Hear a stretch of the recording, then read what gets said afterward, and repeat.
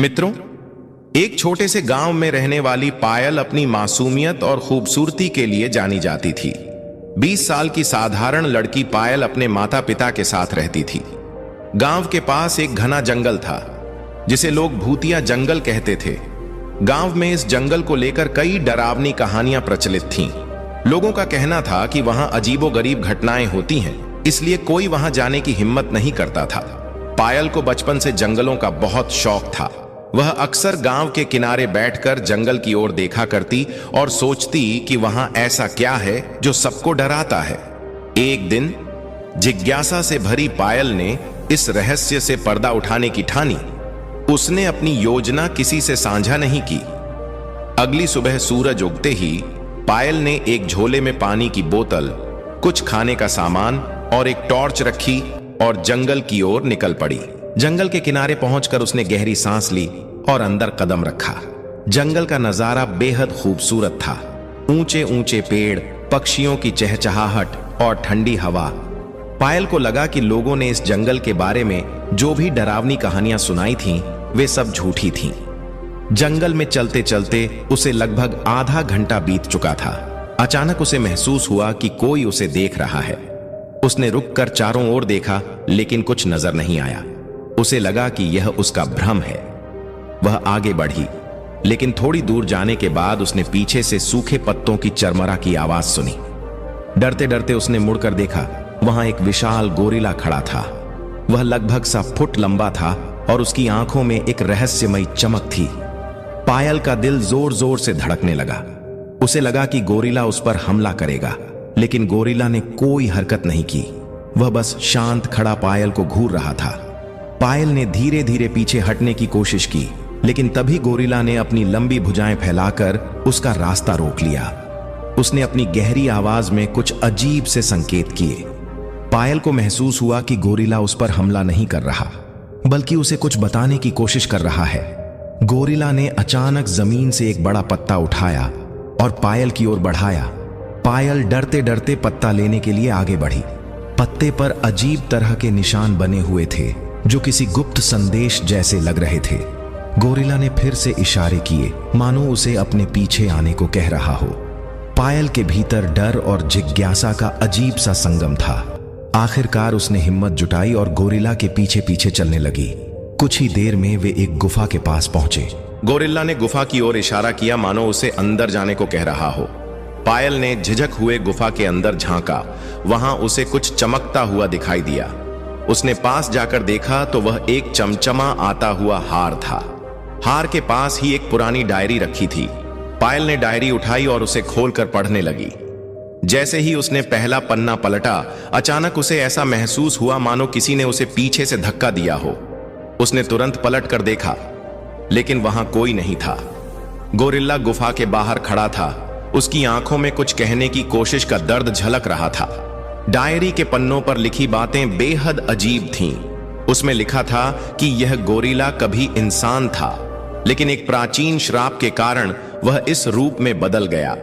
श्राप को तोड़ने के लिए उसे किसी निर्दोष व्यक्ति की मदद चाहिए थी, जो बिना किसी स्वार्थ के उसकी सहायता करे। पायल यह सब पढ़कर सन्न रह गई। उसे समझ नहीं आ रहा था कि वह क्या करे। उसने गोरिल्ला की ओर देखा, जो अब भी शांत खड़ा उसकी ओर देख रहा था। उसकी आंखों में एक अजीब दर्द और उम्मीद की झलक थी, मानो पायल से विनती कर रहा हो। पायल ने सोचा कि अगर यह गोरिल्ला सचमुच इंसान है तो उसे उसकी मदद करनी चाहिए। उसने हिम्मत जुटाकर डायरी के अगले पन्ने पलटे। वहां श्राप तोड़ने का तरीका लिखा था, लेकिन निर्देश बेहद स्पष्ट थे। उसमें एक रहस्यमय मंत्र और एक खास दिन का जिक्र था।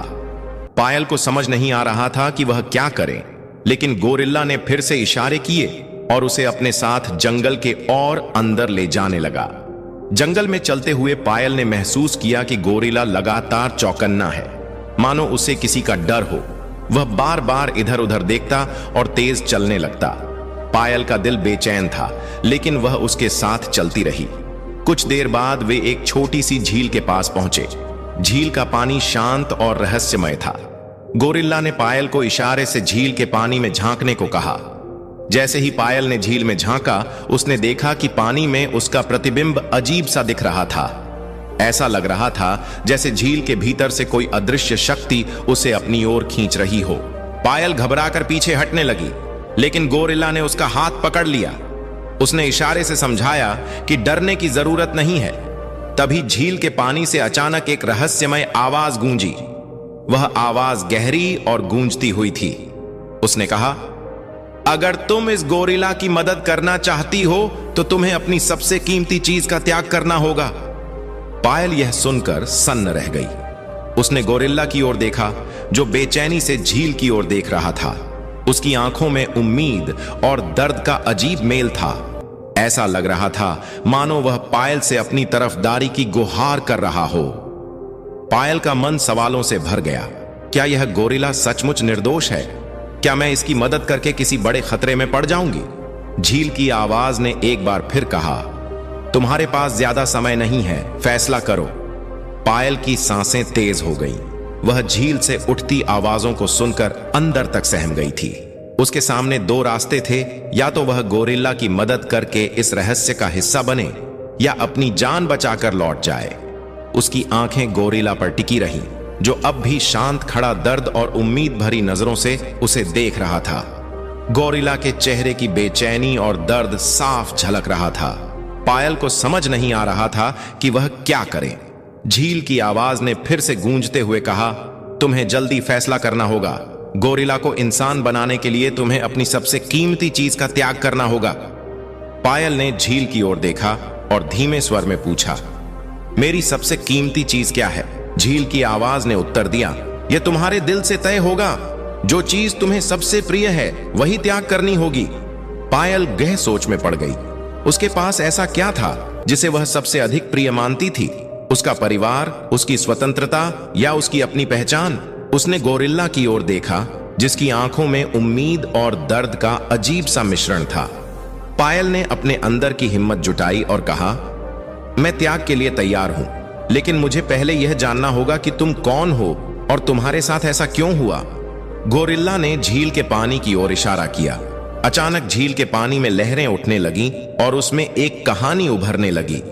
पायल ने देखा कि गोरिल्ला कभी एक राजकुमार था जिसका नाम अरुण था।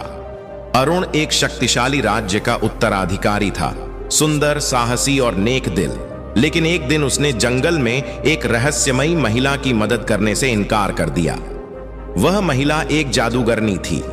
उसके अपमान से क्रोधित होकर उसने अरुण को गोरिल्ला बना दिया और कहा, तो तुम्हें इस श्राप से तब तक मुक्ति नहीं मिलेगी जब तक कोई निर्दोष लड़की अपनी सबसे प्रिय चीज त्याग कर तुम्हें बचाने का साहस नहीं दिखाएगी। पायल यह सब देखकर हैरान रह गई। उसने गोरिल्ला की ओर देखा और कहा, तुम्हारा दर्द मैं समझ सकती हूं, मैं तुम्हारी मदद करूंगी। तभी झील की आवाज फिर से गूंज उठी, अगर तुमने त्याग किया तो गोरिल्ला इंसान बन जाएगा, लेकिन याद रखना, तुम्हारे जीवन में एक ऐसी कमी आ जाएगी जिसे तुम हमेशा महसूस करोगी। पायल ने कुछ पल के लिए आंखें बंद की, फिर धीरे धीरे अपने माता पिता, अपने सपनों और अपनी जिंदगी के बारे में सोचा। लेकिन गोरिल्ला की पीड़ा देखकर उसका दिल पिघल गया। उसने दृढ़ निश्चय किया और कहा, मैं तैयार हूं, मैं अपनी सबसे कीमती चीज त्याग दूंगी। झील की लहरें अचानक शांत हो गईं और एक अद्भुत रोशनी झील के पानी से उठकर पायल को घेरने लगी। गोरिल्ला भी उस रोशनी के अंदर खड़ा हो गया। पायल ने महसूस किया कि उसकी यादों का एक हिस्सा धुंधला हो रहा था। रोशनी ने उसे संबोधित किया, क्या तुम जानती हो कि तुम किस चीज का त्याग कर रही हो? पायल ने उत्तर दिया, नहीं, लेकिन मैं इसके लिए तैयार हूं। जैसे ही उसने यह कहा, रोशनी ने चारों ओर फैलना शुरू कर दिया। गोरिल्ला का शरीर कांपते हुए छोटा होने लगा। उसके लंबे हाथ और पैर सिकुड़ने लगे और उसकी भारी काया हल्की हो गई। वह धीरे धीरे एक इंसान में बदलने लगा। पायल ने देखा कि गोरिल्ला अब एक सुंदर और साहसी युवक में बदल चुका था। वह युवक अरुण था, जिसने पायल की ओर देखा और उसकी आंखों में कृतज्ञता के आंसू थे। उसने कहा, तुमने मेरे लिए जो कुछ भी किया उसके लिए मैं हमेशा तुम्हारा आभारी रहूंगा। तभी पायल को महसूस हुआ कि कुछ अजीब हो रहा है। उसकी यादें धीरे धीरे धुंधली हो रही थीं। उसने खुद को अपने माता पिता और अपने घर के बारे में सोचना चाहा, लेकिन सब कुछ धुंधला हो गया। उसने घबराकर अरुण से पूछा, मुझे क्या हो रहा है? अरुण ने दुख भरे स्वर में कहा, तुमने अपनी सबसे कीमती चीज यानी अपनी यादें त्याग दी हैं। अब तुम अपने परिवार, अपने घर और अपनी पुरानी जिंदगी को भूल जाओगी। पायल के लिए यह अत्यंत कठिन था। उसने अरुण से कहा, मैंने यह सब तुम्हारे लिए किया, लेकिन क्या अब मैं अपने परिवार को कभी नहीं देख पाऊंगी? अरुण ने सिर झुका लिया और गहरी आवाज में कहा, तुमने बहुत बड़ा बलिदान दिया है पायल, मैं इसे कभी नहीं भूलूंगा, लेकिन मैं वादा करता हूं कि मैं तुम्हें हमेशा खुश रखने की पूरी कोशिश करूंगा। पायल की आंखों से आंसू बह रहे थे, लेकिन उसने अपने दिल को संभाला। उसने धीमे स्वर में कहा, अगर मेरी यादें ही मेरी सबसे कीमती चीज थीं, तो मैंने सही फैसला किया है। तुम्हारी मुक्ति मेरे लिए सबसे महत्वपूर्ण थी। अरुण ने उसका हाथ थामा और झील की ओर देखा। उसने झील से वादा किया, मैं पायल की हर मुश्किल में उसका साथ दूंगा।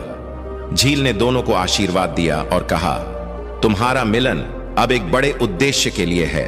तुम्हारे बलिदान की कीमत जल्द ही स्पष्ट होगी। झील के पास का वातावरण अचानक शांत हो गया। पायल, जिसने अपनी यादों का त्याग किया था, अब अपने अतीत से पूरी तरह कट चुकी थी। उसे अपना गांव, अपने माता पिता और अपनी पुरानी जिंदगी का कुछ भी याद नहीं था। उसके मन में एक अजीब सा खालीपन था। अरुण ने पायल का हाथ थाम हुए कहा, तुमने मेरे लिए जो किया उसका कर्ज मैं कभी नहीं चुका सकता, लेकिन अब यह मेरी जिम्मेदारी है कि मैं तुम्हें एक नई जिंदगी दूं। चलो यहां से चलते हैं। पायल ने अरुण की ओर देखा। उसकी आंखों में अनजाना सापन था। उसने कहा, मुझे नहीं पता कि मैं कौन हूं, लेकिन अगर तुम कह रहे हो कि तुम मेरी मदद करोगे तो मैं तुम्हारे साथ चलूंगी। दोनों जंगल के रास्तों से गुजरते हुए गांव की ओर बढ़े। अरुण ने पायल से वादा किया कि वह अब उसे खुशहाल जिंदगी देगा, लेकिन जैसे ही वे गांव के करीब पहुंचे, अजीब घटनाएं शुरू हो गईं। गांव के लोग जैसे ही अरुण और पायल को जंगल से बाहर आते देखे, उनकी आंखों में डर और आशंका भर गई। एक बूढ़ी औरत ने कांपती आवाज में चिल्लाया, यह वही गोरिल्ला है, यह फिर से लौट आया है। अरुण हैरान रह गया। उसने समझाने की कोशिश की, मैं अब गोरिल्ला नहीं हूं, मैं इंसान बन चुका हूं। इस लड़की ने मुझे मुक्त किया है। लेकिन गांव वाले उसकी बात सुनने को तैयार नहीं थे। भीड़ में से एक युवक ने क्रोधित स्वर में कहा, तुम वही हो जिसने हमारे गांव के कई लोगों को नुकसान पहुंचाया। हम तुम्हें यहां रहने नहीं देंगे। अरुण ने पायल की ओर देखा, जो अभी भी स्थिति को समझने की कोशिश कर रही थी। अरुण ने उसके कंधे पर हाथ रखते हुए कहा, हमें यहां से चलना होगा। दोनों गांव से दूर एक सुनसान जगह पर चले गए। अरुण ने गहरी सांस लेते हुए कहा, श्राप ने मुझे इंसान बना दिया, लेकिन यह मेरी आत्मा से पूरी तरह से मिटा नहीं। लोग मुझे कभी नहीं अपनाएंगे।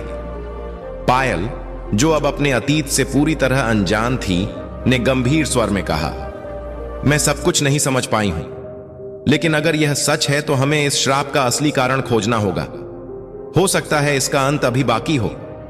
अरुण ने उसकी ओर देखा और कहा, तुम सही हो, शायद यह श्राप पूरी तरह खत्म नहीं हुआ है। हमें झील के पास वापस जाना होगा और सच्चाई का पता लगाना होगा। दोनों ने रात भर इंतजार किया और अगली सुबह झील की ओर रवाना हुए। जैसे ही वे झील के करीब पहुंचे, उन्होंने वहां एक अजीब सी हलचल महसूस की। झील का पानी गहरे काले रंग में बदल चुका था और वहां से रहस्यमयी आवाजें आ रही थीं। अरुण ने झील की ओर देखते हुए कहा, तुमने कहा था कि श्राप खत्म हो जाएगा, लेकिन लोग मुझे अब भी स्वीकार नहीं कर रहे। क्या अभी भी कुछ बाकी है?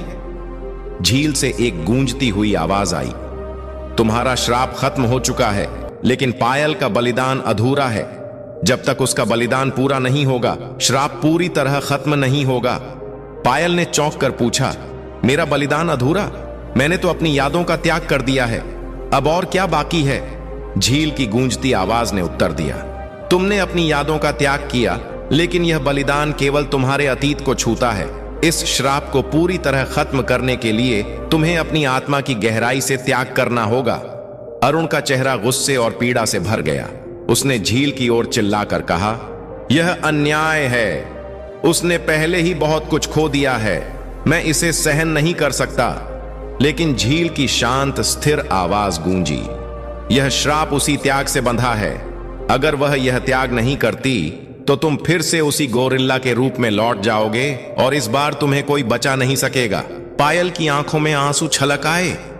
उसने धीमे स्वर में कहा, अगर यही सच है तो मैं त्याग के लिए तैयार हूं। अरुण ने उसका हाथ पकड़ते हुए कहा, नहीं, मैं तुम्हें और खोने नहीं दूंगा। मैं इस रूप में ही जी लूंगा, लेकिन तुम्हारी जिंदगी को और खतरे में नहीं डाल सकता। पायल ने उसकी ओर दृढ़ता से देखा और गंभीर स्वर में कहा, मैंने पहले ही फैसला कर लिया है। अगर तुम्हारा दर्द मेरे बलिदान से खत्म हो सकता है तो मुझे यह करना होगा। झील की आवाज ने फिर से पायल को संबोधित किया, इस बार तुम्हें अपनी इच्छाओं और सपनों का त्याग करना होगा। इसका मतलब यह है कि तुम्हारी जिंदगी से खुशी, प्रेम और सपने हमेशा के लिए दूर हो जाएंगे। तुम दूसरों के लिए जीने वाली एक छाई बन जाओगी। क्या तुम इसके लिए तैयार हो? पायल ने बिना किसी झिझक के कहा, हां, मैं तैयार हूं। झील से अचानक एक तेज रोशनी उठी जिसने पायल को चारों ओर से घेर लिया। रोशनी इतनी तेज थी कि अरुण को अपनी आंखें ढकनी पड़ी। पायल के चेहरे पर दर्द साफ झलक रहा था और उसका शरीर कांपने लगा। अरुण ने रोते हुए और चिल्लाते हुए कहा, नहीं, इसे रोको। लेकिन झील की प्रक्रिया रुकने वाली नहीं थी। रोशनी बढ़ती रही और पायल का शरीर धीरे धीरे हल्का और कमजोर होता गया। जब रोशनी थमी तो पायल जमीन पर गिर पड़ी। अरुण ने पायल को संभाला और गहरी सांस लेते हुए कहा, पायल, तुम ठीक हो? पायल ने उसकी ओर देखा, लेकिन उसकी आंखों में कोई भावना नहीं थी। उसने धीमी आवाज में कहा, अब मैं सिर्फ तुम्हारे लिए हूं। मेरी जिंदगी का एकमात्र उद्देश्य तुम्हारा साथ देना है। अरुण समझ गया कि पायल ने अपनी हर इच्छा, हर सपने को त्याग दिया है। वह अंदर से टूट चुका था। उसने पायल का हाथ थामते हुए कहा, मैं तुम्हारी इस कुर्बानी को कभी व्यर्थ नहीं जाने दूंगा। लेकिन वह ठहर गया, फिर बोला, क्या झील ने हमें सच में सारा सच बताया है या इस कहानी में अभी भी कोई बड़ा रहस्य छिपा हुआ है? पायल का चेहरा शांत था, लेकिन उसकी आंखों में किसी भी तरह की भावना का नामो निशान नहीं था। वह अरुण के पास डरी थी, मगर ऐसा लग रहा था जैसे वह अब एक जिंदा इंसान नहीं बल्कि एक खाली खोल बन चुकी हो। अरुण ने उसे देखते हुए कहा, पायल, मैंने तुम्हारे लिए ऐसा कभी नहीं चाहा था। यह सब मेरी वजह से हुआ है। मैं तुम्हें इस हालत में नहीं देख सकता। पायल ने धीमे स्वर में कहा, अब मेरी कोई इच्छा नहीं है, कोई सपना नहीं है। मेरी जिंदगी का मकसद केवल तुम्हारी मदद करना है। अरुण का दिल मानो 1000 टुकड़ों में बंट गया। उसने झील की ओर देखते हुए चिल्लाकर कहा, क्या यही तुम्हारा न्याय है? मैंने जो गलती की थी उसकी सजा मुझे मिली, लेकिन इस लड़की ने सिर्फ भलाई का काम किया। उसे इस तरह क्यों भुगतना पड़ रहा है? झील की आवाज फिर से गूंजी, शांत लेकिन गहरी। अरुण, यह श्राप तुम्हारी गलती का परिणाम था, लेकिन पायल ने अपनी मर्जी से इस बलिदान को चुना है। हर श्राप की जड़ केवल सत ही नहीं होती, यह किसी के कर्मों की गहराई में छिपी होती है। अरुण ने झील की ओर देखते हुए पूछा, क्या इसका मतलब है कि इस श्राप के पीछे अब भी कोई सच छिपा हुआ है? झील की आवाज गंभीर हो गई, अगर तुम इस श्राप की असली जड़ तक पहुंचना चाहते हो तो तुम्हें अपने अतीत की ओर लौटना होगा। अरुण ने सवाल किया, मेरे अतीत में ऐसा क्या है जिसे मैंने जानने से चूक गया? झील ने गंभीर स्वर में उत्तर दिया, तुम्हारा श्राप केवल जादूगरनी की नाराजगी का परिणाम नहीं था। इसके पीछे एक और गहरा रहस्य है। जादूगरनी ने तुम्हें गोरिल्ला इसलिए बनाया क्योंकि उसने तुम्हारे परिवार से एक पुराना हिसाब चुकता करने का फैसला किया था। अरुण चौंक गया और हैरान होकर बोला, पुराना हिसाब? यह कैसे संभव है? झील ने उत्तर दिया, तुम्हारे पूर्वजों ने कई साल पहले जादूगरनी के गांव पर हमला किया था। उन्होंने उसके लोगों को नुकसान पहुंचाया और उसके परिवार को नष्ट कर दिया। जादूगरनी ने उस दिन शपथ ली थी कि वह तुम्हारे परिवार को इसका परिणाम भुगतने पर मजबूर करेगी। तुम्हारे पिता ने उसे रोकने की कोशिश की थी, लेकिन यह श्राप तुम्हारे हिस्से में आया। अरुण को यह सुनकर गहरा झटका लगा। अब उसे समझ में आया कि यह सिर्फ उसकी गलती नहीं थी, बल्कि उसके परिवार के कर्मों का भी परिणाम था। उसने झील से पूछा, अगर यह सच है तो मैं इस श्राप को पूरी तरह से खत्म कैसे कर सकता हूं? झील ने उत्तर दिया, तुम्हें जादूगरनी को ढूंढना होगा और उससे माफी मांगनी होगी, लेकिन यह आसान नहीं होगा। वह अब भी इस जंगल में कहीं छिपी हुई है और उसकी तलाश करना मौत को बुलाने जैसा हो सकता है। पायल, जो अब अपनी इच्छाओं और सपनों से मुक्त थी, बोली, मैं तुम्हारे साथ चलूंगी। तुम्हें जादूगरनी तक पहुंचने के लिए मेरी मदद की जरूरत होगी। अरुण ने उसे रोकने की कोशिश की। नहीं पायल, यह बहुत खतरनाक है। लेकिन पायल ने दृढ़ता से कहा, अब मेरी जिंदगी का एकमात्र मकसद तुम्हारी मदद करना है, मुझे रोको मत। दोनों ने झील से विदा ली और जादूगरनी की तलाश में जंगल के और गहरे हिस्से की ओर बढ़ने लगे।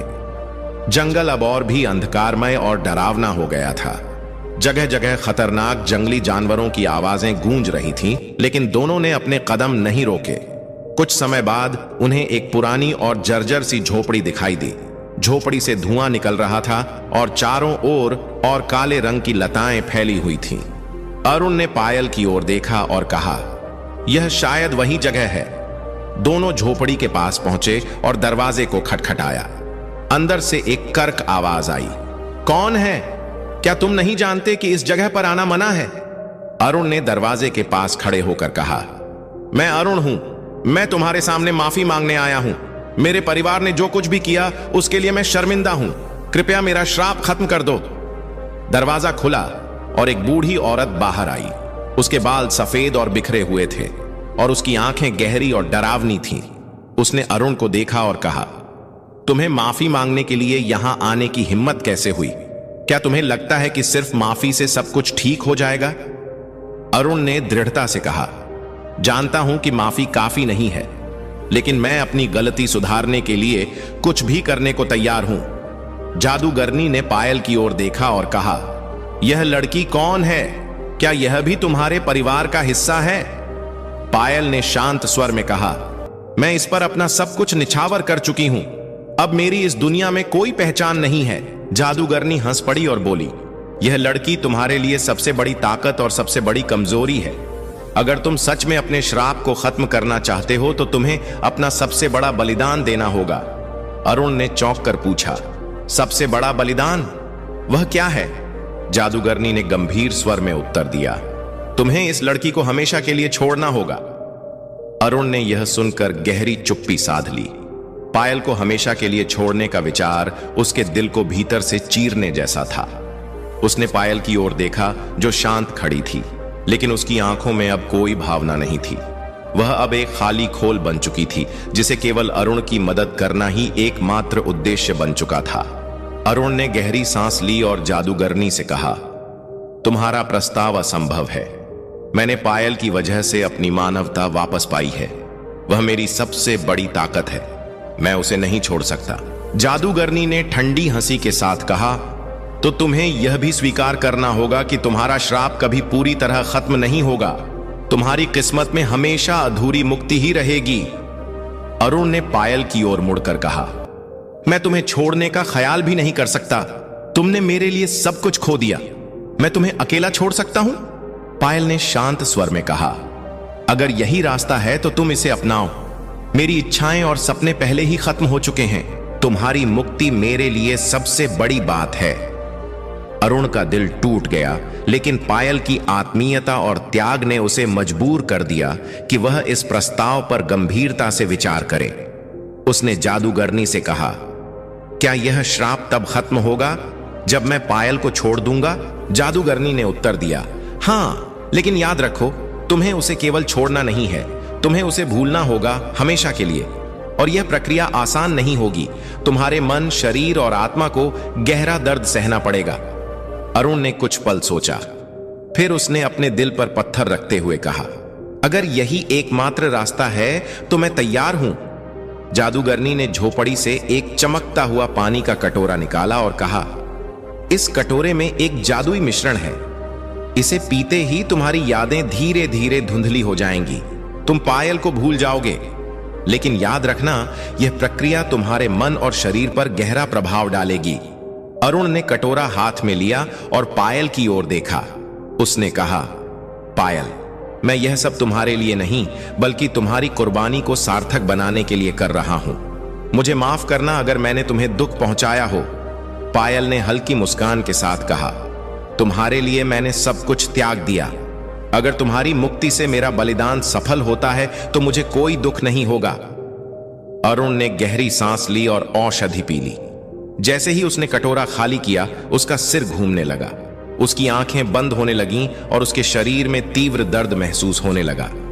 पायल ने उसे थामने की कोशिश की, लेकिन जादूगरनी ने कहा, उसे मत छुओ, यह प्रक्रिया उसे अकेले पूरी करनी होगी। अरुण की यादें एक एक करके धुंधली होने लगीं। उसे गोरिल्ला बनने के दिन, झील के पास पायल के बलिदान और अंत में पायल का चेहरा याद आया। लेकिन धीरे धीरे यह सारी यादें उसकी नजरों से ओझल होने लगीं। कुछ समय बाद अरुण ने अपनी आंखें खोली। वह पूरी तरह से अलग महसूस कर रहा था।